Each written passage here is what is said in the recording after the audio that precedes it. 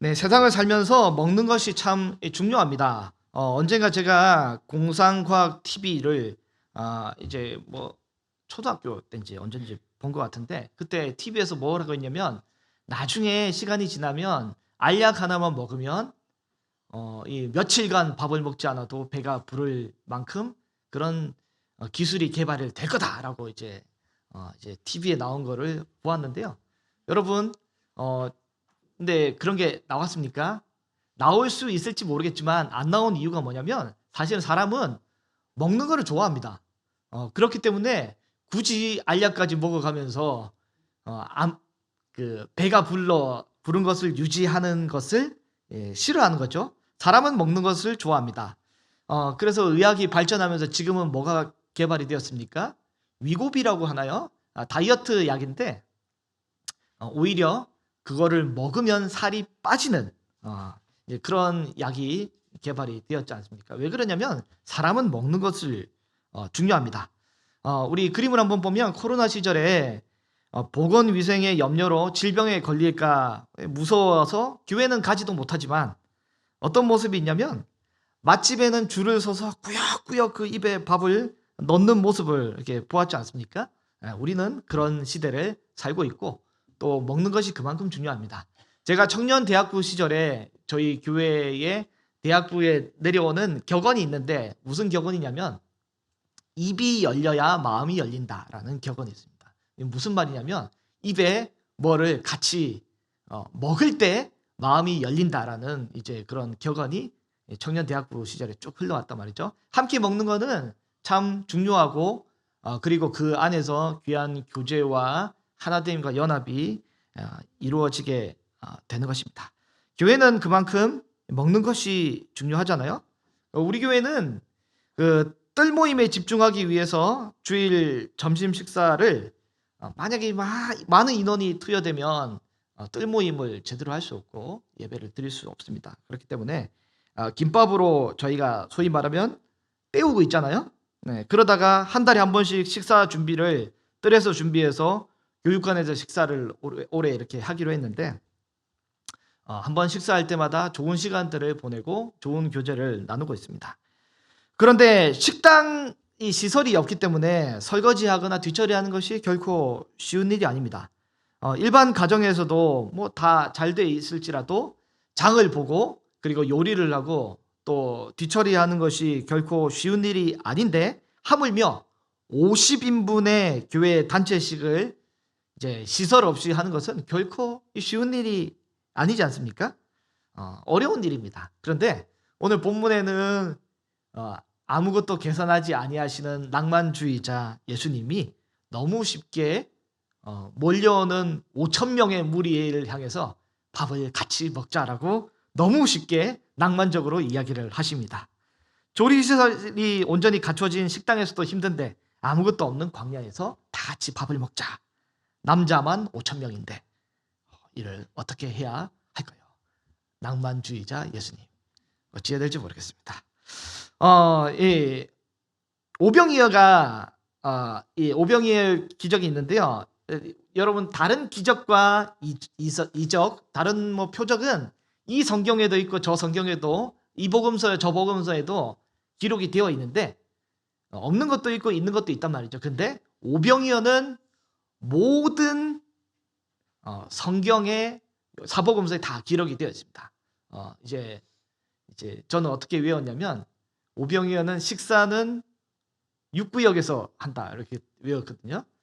요한복음 이제 마태복음에는 14장, 그다음에 마가복음에서 6장, 누가복음에는 9장, 그다음에 요한복음 6장 식사 육구역 이렇게 해서 식사 육구역에 이렇게 외웠는데 요한복음뿐만 아니라 오병이어는 모든 이 복음서에 다 기록되어 있을 만큼 중요한 복음서입니다. 그리고 요한복음이 너무 이 오병이어 사건이 너무 중요하기 때문에 다 기록이 되어 있단 말이죠. 근데 이 오병이어 사건이 요한복음에서는 제일 중요한 표적으로 등장하게 됩니다. 요한복음에는 7가지 표적이 있는데요. 그림 한번 보여주시면 그 표적 중에 이제 표적이 뭐라고 했습니까? 단순히 기적만 있는 것이 아니라 그 안에 의미가 담겨 있는 게 메시지가 있는 게 표적이라 했잖아요.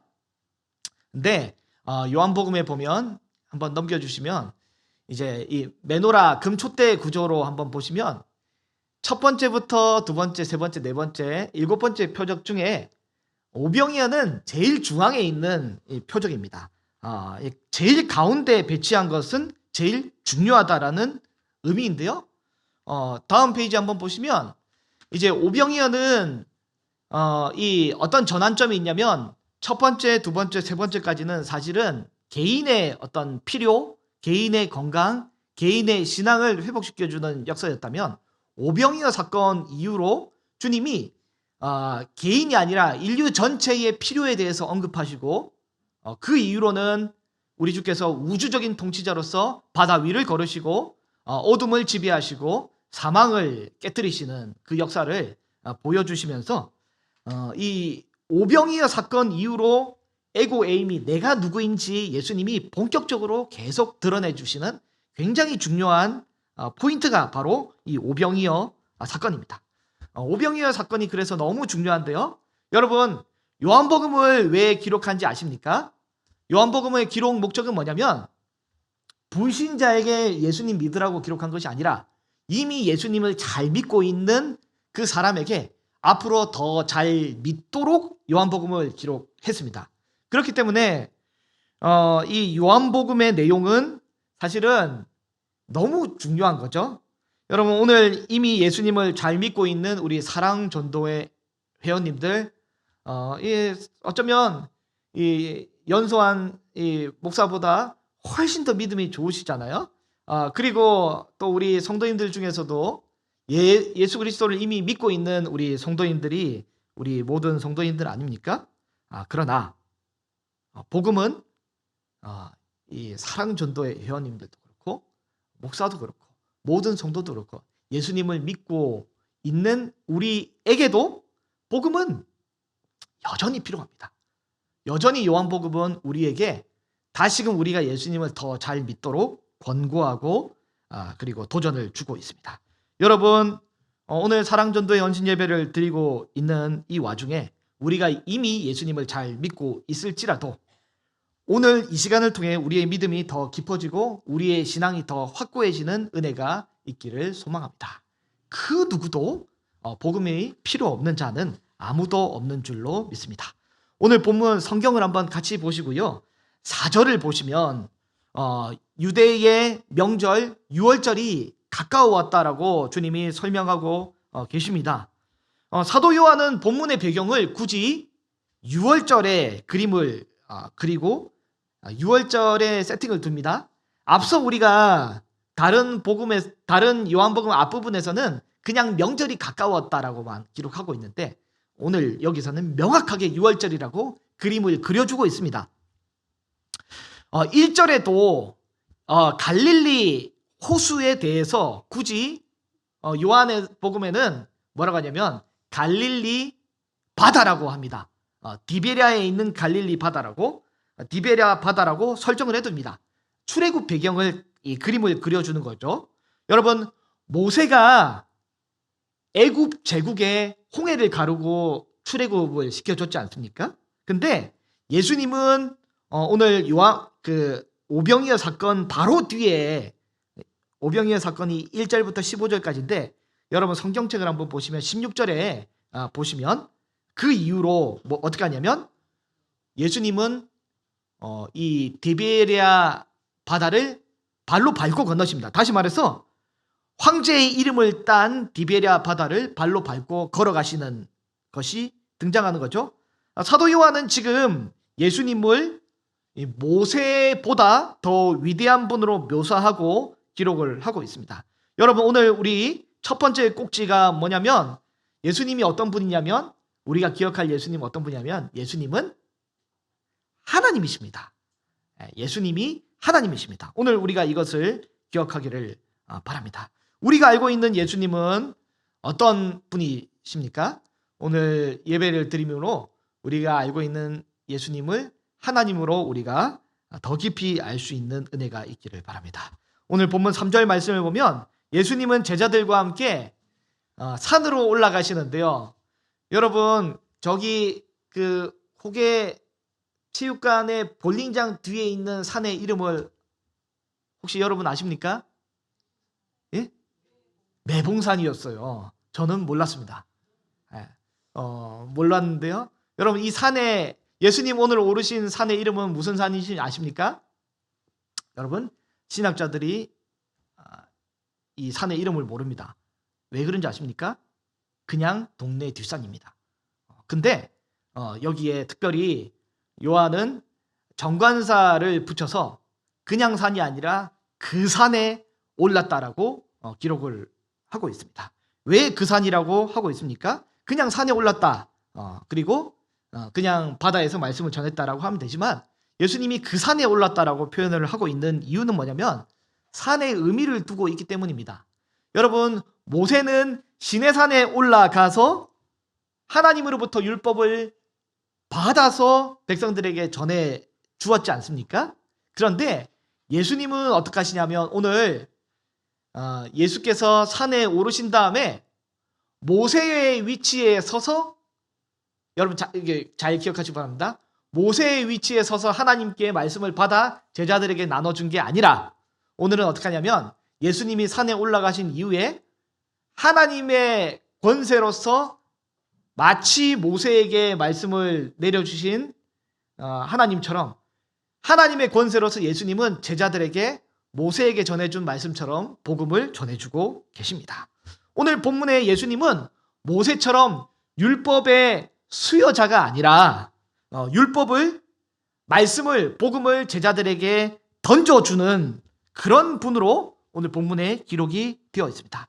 예수님은 그냥 모세처럼 위대한 선지자 중에 하나랑 모세와 같은 선지자를 넘어서서 모세보다 더 뛰어난 하나님으로 오늘 본문에 묘사가 되고 있습니다. 여러분 요한복음 1장에 보면 어떻게 되어 있습니까? 태초에 말씀이 계셨는데 그 말씀이 하나님과 함께 계셨고 그 말씀은 곧 하나님이신데 그 말씀이 육신이 되어 내려오신 분이 누구십니까? 바로 예수님 아니십니까? 예수님은 세례 요한이나 아니면 모세처럼 말씀을 받아서 전달하는 소리가 아닙니다. 예수님은 말씀을 받아서 전달하는 이 메신저가 아닙니다. 예수님은 말씀 그 자체이시고 예수님은 스스로가 메시지이시고 예수님은 스스로가 하나님의 생명의 말씀이 되시는 분이십니다. 여러분 오늘 그 말씀을 저와 여러분이 받기를 원합니다. 2절에 보면 예수님의 제자들이 예수님으로부터 들려오는 그 말씀을 듣고자 3절에 보면 이제 산으로 올라가서 같이 앉지 않습니까? 여러분 오늘도 이 시간에 우리가 주의 말씀을 듣기 위해 함께 앉아 있는데요. 우리가 이 시간을 통해 다른 것이 아니라 예수 그리스도가 어떤 분인지 깨달을 수 있는 그런 은혜가 있기를 소망합니다. 성경을 한번 찾아보시면 요한복음 5장 39절에서 40절을 보면 이렇게 되어 있습니다. 너희가 성경에서 영생을 얻는 줄 생각하고 성경을 연구하거니와 이 성경이 곧 내게 대하여 증언하는 것이니라. 여기 내가 누구입니까? 예수님 아닙니까? 40절을 같이 한번 읽어보겠습니다. 시작. 그러나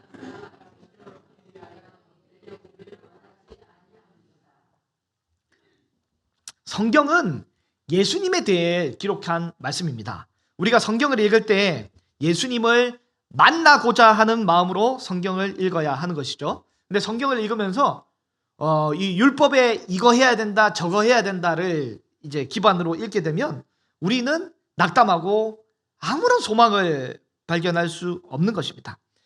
율법을 우리에게 주시고 우리에게 이 많은 이제 어려운 말씀들을 주신 이유가 뭡니까?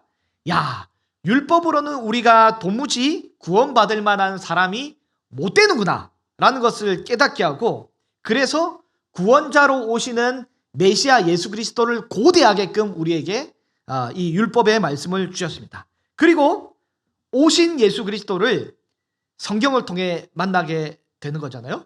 그래서 우리는 율법보다 더 뛰어나고 모세보다 더 뛰어나신 예수 그리스도를 우리가 말씀을 통해서 만나야 될 줄로 믿습니다. 우리가 믿는 예수님이 말씀 그 자체이신 하나님임을 우리가 기억할 수 있는 저와 여러분이 되기를 소망합니다. 오늘 두 번째 꼭지인데요.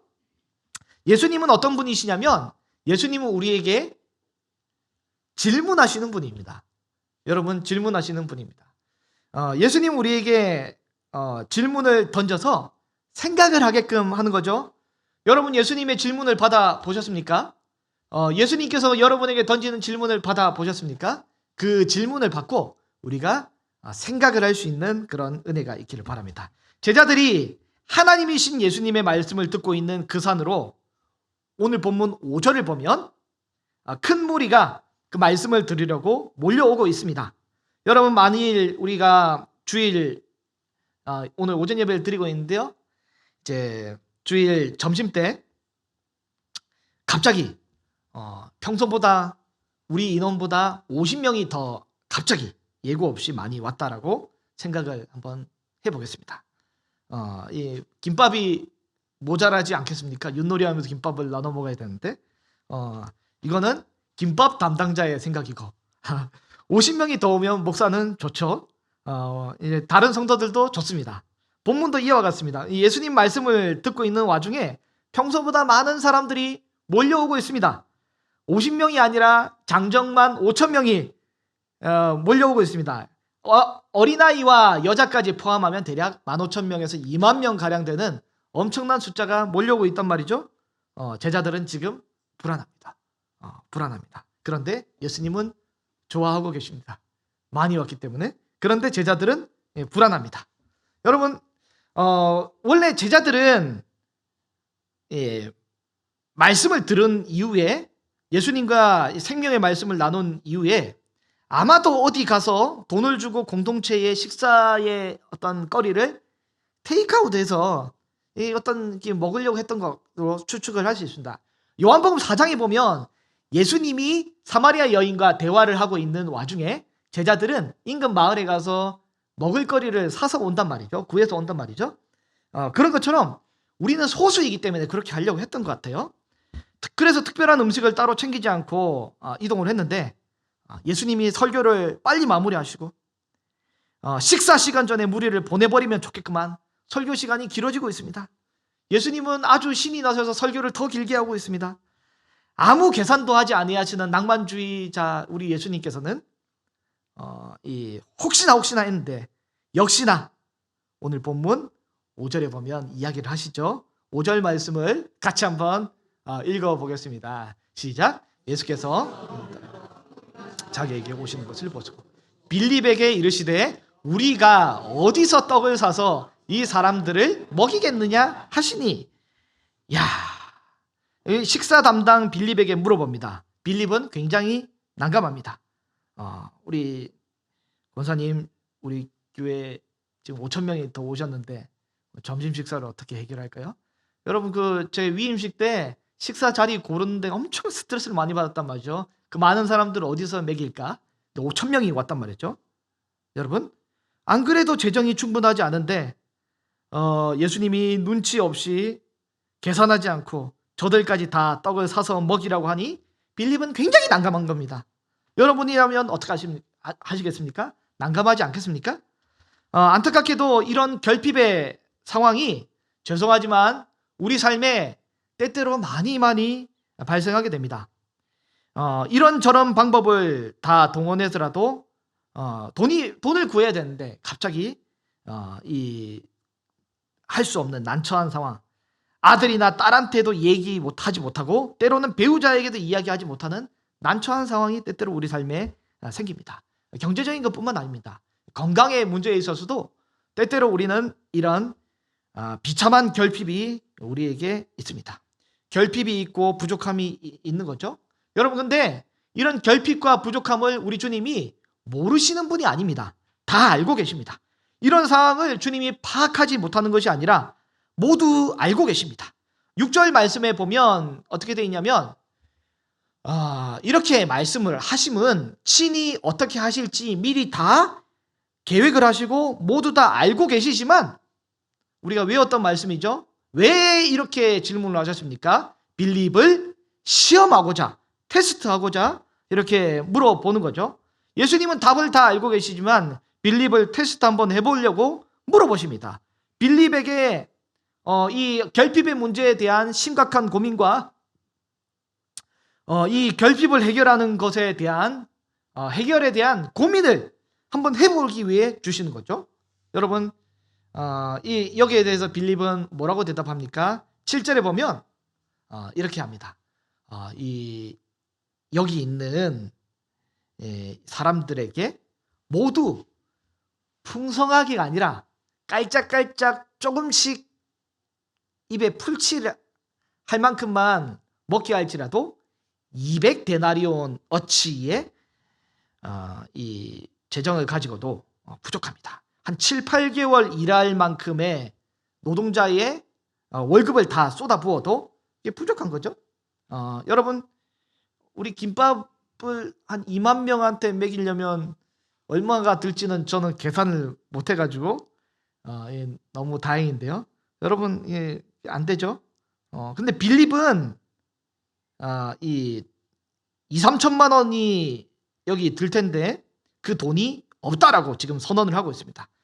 지금 우리의 능력으로는 어렵습니다라고 빌립은 자기의 결핍에 대해서 예수님 앞에 선언을 하게 됩니다. 사실 지금 근데 오늘 본문 6절을 보면 예수님이 하시는 질문이 뭐냐면 돈이 얼마나 5절에 보면 얼마나 돈이 드는지 질문을 한 것이 아니라 무슨 질문을 했냐면 어디에서 이 빵을 사서 와야 될지 우리 주님이 물으셨습니다. 여러분, 우리 주님은 이거를 어디서 사와야 될지 다 알고 있어요. 이 문제까지 해결책까지 답을 다 알고 계시지만 빌립에게 질문을 던진 것은 뭐냐면 단순히 밥 한 끼를 어떻게 해결할까라는 것에 대한 질문을 던지는 것이 아니라 영원한 음식에 대해서 고민할 시간을 주시는 것입니다. 여러분, 우리 삶 가운데 있는 결핍과 어려움이 때때로 있습니다. 여러분, 그 가운데 우리 주님이 우리에게 질문을 던지십니다. 이걸 어디서 해결하면 좋을까? 질문을 던지시는데요. 여러분, 어디서 해결하고 어디서 사와야겠습니까? 여러분, 힌트가 또 요한복음 4장에 있는데요. 예수님께서 사마리아 여인과 대화를 하고 있을 때 제자들이 식량을 구하러 인근 마을로 갔습니다. 그때 예수님은 제자들이 모르는 다른 양식이 있다고 제자들에게 이야기를 한단 말이죠. 다른 양식이 무엇입니까? 예수님 스스로가 바로 양식입니다. 갈급하고 배고픈 우리에게 사실은 그 무한한 공급을 해줄 만한 그 통로가 바로 누구냐면 바로 예수 그리스도입니다. 그러니 제자들은 다른 곳에서 먹을 양식을 돈을 주고 사올 것이 아니라 예수님께 양식을 사서 먹어야만 했습니다. 이사야 55장 1절 말씀을 같이 한번 읽어보겠습니다. 시작. 오호라 너희 모든 목마른 자들아 물로 나오라. 돈 없는 자도 오라. 너희는 와서 사 먹되 돈 없이 값 없이 와서 포도주와 젖을 사라. 아멘. 우리 주님은 우리에게 넉넉하게 돈 없이 값 없이 우리에게 사서 먹으라고 이렇게 요청하고 있단 말이죠. 여러분, 근데 제자들은 이거를 몰랐습니다. 여러분, 오늘도 우리에게 기도하면 공급해 주신다는 예수님의 그 약속을 여러분 믿고 있습니까? 여러분, 무한한 공급이 예수님으로부터 내려오고 계신데 여러분 믿고 계십니까? 우리가 그 약속을 붙들기를 간절히 소망합니다. 아무튼 이 제자들은 우리가 가진 돈으로는 해결이 되지 않음을 예수님께 인지시켜 드립니다. 계산기 딱딱 두드려서 예수님 안 될 것 같아요. 게다가 안드레가 한 번 더 나와서 예수님께 결정타를 날리게 됩니다. 안드레가 한 아이를 통해 오병이어를 가져오게 되는데요. 이 오병이어가 뭡니까?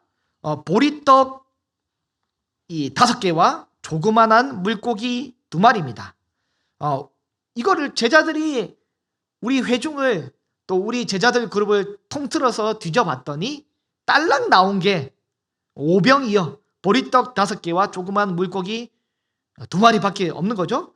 여러분, 밀로 빚은 고운 음식도 아니라 쌀로 빚은 영양분 많은 음식도 아니라 거친 보리떡으로 빚은 음식이 유일한 음식입니다. 보리떡이 뭡니까? 비천함과 가난함의 상징입니다. 이거는 뭐 손님에게 내놓기에는 부끄러운 음식 아닙니까? 게다가 본문에 들어있는 물고기도 여러분 베드로가 물고기를 낚을 때 그 낚은 그 이제 베스 큰 물고기 있잖아요. 그 물고기가 아니라 여기에 보면 작은 그 반찬에 쓰는 짠지 이제 옵사리온이라는 단어를 쓰고 있는데요. 멸치같이 작은 짠지 2마리밖에 없습니다. 결국에는 한 아이가 먹을 만큼의 도시락밖에 되지 않고 4-5명이 나눠 먹더라도 입에 풀칠만 할 만큼 조금밖에 되지 않는 그 음식밖에 없다라고 그렇게 고백을 하고 있습니다. 우리가 가진 게 비천하고 이것밖에 되지 않습니다라는 고백을 하게 되는 거죠. 여러분 사실 우리 예수님이 우리에게 듣고 싶은 대답이 바로 이 대답입니다. 우리가 가진 것으로 우리가 가진 능력으로 우리의 가정은 우리의 교회의 역량으로는 절대 못합니다. 안 될 것 같습니다. 우리가 가진 것이 이것밖에 없는데 우리가 많은 사람들에게 어떻게 나눠줍니까? 무슨 소용이 있겠습니까? 이게 딸랑 해봤자 1인분밖에 되지 않는데 이걸 어떻게 나눠 먹겠습니까? 이 많은 사람을 못합니다. 이렇게 우리의 한계를 고백하게 될 때 우리 주님은 그 한계를 듣고 기뻐하시는 거죠. 그러면서 우리에게 요구하고 계십니다. 자, 이제 다음 대답을 빨리 해보렴. 우리에게는 아무것도 없습니다. 그래서 다음 대답을 빨리 해보렴라고 주님이 요청하는데 뭡니까? 제가 예배 때마다 서두에 늘 기도하는 것처럼 우리에게는 그리스도가 필요합니다. 우리에게는 그리스도가 필요합니다. 예수님이 필요합니다. 이 대답을 우리 주님이 듣고 싶습니다. 예수님으로부터의 공급이 필요하다. 그렇게 고백할 때 우리 주님이 그렇게 그 고백을 듣고 기뻐하시는 거죠. 오늘 3번째 꼭지인데요. 예수님은 어떤 분이시냐면 예수님은 우리에게 공급해 주시는 분입니다. 공급해 주시는 분. 이때 우리 본문의 10절에 보면 예수님은 사람들에게 일단 자리에 앉게 해 주십니다. 자리에 앉게 해 주십니다. 그리고 갑자기 그 수가 많은데요. 11절을 보면 떡을 가지고 온 다음에 축사하시고 사람들에게 나눠주기 시작합니다. 갑자기 축사를 하는 거죠. 여러분 한번 이제 살짝 조는 분이 계셔서 제가 예화를 하나 들면, 여러분 신대원에 가면 우리 전도사님들이 다들 돈이 별로 없어요. 근데 식당 가서 밥 먹으면 서로 기도하겠다라고 한단 말이에요. 그래서 기도를 합니다. 어떻게 하냐면 내가 기도할게요 해가지고, 하나님 아버지, 오늘 우리 식사를 박 전도사님이 사기로 하셨는데 하나님 은혜를 더하여 주시고 복을 내려 주옵소서. 예수님으로 기도합니다. 아멘 하면 박 전도사님이 사셔야 됩니다. 그래서 신대원에서 서로 기도하려고 이렇게 한단 말이죠. 여러분 오늘 갑자기 예수님이 5병이어밖에 없는데 하나님 앞에 감사 기도를 드립니다. 하나님, 이 모든 무리가 배불리 먹게 하나님 이 양식을 허락해 주심에 감사드립니다라고 기도를 해버리는 거죠. 낭만주의자 예수님은 이렇게 기도를 하셨는데 제자들은 당황스럽지 않겠습니까? 빌립은 그 실무자인데 얼마나 당황스럽겠습니까? 손에 가진 것이 없는데 겨우 아이의 도시락 하나밖에 없다라고 안드레가 그렇게 누차 그렇게 예수님께 인지시켜 드렸음에도 불구하고, 이 있는 보리떡도 손님 대접하기에 변변찮은 보리떡임에도 불구하고 예수님은 그냥 감사 기도를 해버리는 겁니다. 여러분 출애굽 시절에 이제 모세는 어떻게 했습니까? 불평하는 이스라엘 백성에게 하나님 앞에 기도하여서 하늘에서 만나가 떨어지게 하는 그 통로 역할을 했지만, 예수님은 지금 하나님 앞에 어려운 환경 중에 어떻게 하냐면 감사기도 먼저 하십니다. 그리고 예수님은 하나님 제발 이거를 내려달라고 기도하는 분이 아니라 감사기도는 삼위일체 하나님 사이에 특별한 친밀한 사랑의 교제의 관계의 감사의 기도이지, 모세는 하나님께 받아서 나눠주는 존재였지만 예수님은 스스로가 하나님이시기 때문에 축사하시고 곧바로 예수님 자신에게 떼어서 한 사람 한 사람에게 나눠 주시는 거죠. 그렇게 기적이 나타나고 이루어지게 되었습니다. 장정만 5천 명, 남녀 아이들까지 다 합치면 2만 명 가량, 이 조금씩 깔짝깔짝 먹은 게 아니라 아주 배불리 먹고도 몇 강주리가 남았습니까? 12강주리가 남게 되었습니다. 여러분, 구약의 엘리사는 보리떡 20개로 100명을 먹였는데 우리 주님은 보리떡 5개로 2만 명을 먹이시는 역사를 베풀고도 12바구니를 남기셨습니다. 구약의 선지자 모세가 준 이 만나는 그 떡을 먹고도 사람은 금방금방 배가 고파졌지만 우리 예수님이 주시는 양식은 먹으면 배가 고프지 않다라고 주님이 말씀하고 계십니다. 구약에는 불평하는 이스라엘 백성을 위해 모세가 기도하며 만나를 구했지만 예수님은 감사 기도하며 직접 떡을 떼어 주셨습니다. 예수님은 우리에게 감사함으로 공급해 주시는 분입니다. 여러분, 예수님의 그 공급하심을 받으실 수 있는 저와 여러분 될 수 있기를 바랍니다. 예수님은 인간 모세나 인간 엘리야처럼 하나님께 얻어서 받아서 나눠주는 분이 아니라 예수님은 스스로가 하나님이시기 때문에 우리에게 능히 어떤 것도 나눠 주실 수 있는 분이심을 여러분 기억할 수 있기를 바랍니다. 마지막으로 정리하겠습니다. 그리고 도전을 좀 하기 원하는데요. 우리는 예수님을 왜 믿고 있을까요? 오늘 본문 14절과 15절을 보면 사람들이 이렇게 표적을 행하는 것을 보고 예수님에게 그 선지자라고 이야기를 하면서 15절에 보면 예수님을 억지로 붙들어서 임금으로 삼으려고 합니다. 그래서 예수님은 거기서 벗어나서 가신단 말이죠. 여러분, 예수님이 우리의 공급자 되시고 우리의 치료자 되시고 우리의 무한한 것들을 다 채워주시는 분임을 우리는 알고 믿고 있습니다. 여러분, 근데 우리는 왜 예수님을 믿는지 우리 자신을 되돌아보기를 원합니다. 이 무리들은 자신의 욕망을 채우기 위해 예수님을 왕으로 임금으로 모시고자 예수님을 억지로 앉히려고 시도를 한단 말이죠. 그런데 우리는 왜 예수님을 믿고 있습니까? 우리는 문제 해결을 위해서 예수님을 믿는 그런 신앙에서 벗어나기를 원합니다.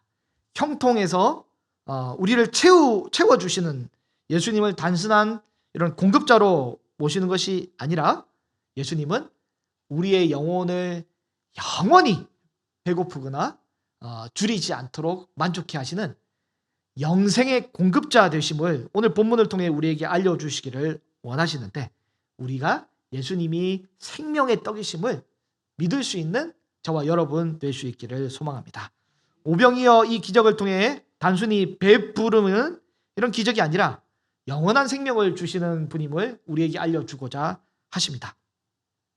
우리는 무엇 때문에 예수님을 따르고 있는지 우리 자신을 한번 잘 되돌아보며 우리가 다른 많은 것들을 얻기 위해 예수님을 믿는 것보다 더 앞서 예수님을 얻기 위해서 예수 그리스도 앞에 예배하고 하나님 앞에 우리 신앙을 가지는 그런 우리의 모습이 되도록 우리 자신을 다시 한번 되돌아보는 그런 믿음의 은혜가 있기를 간절히 원합니다.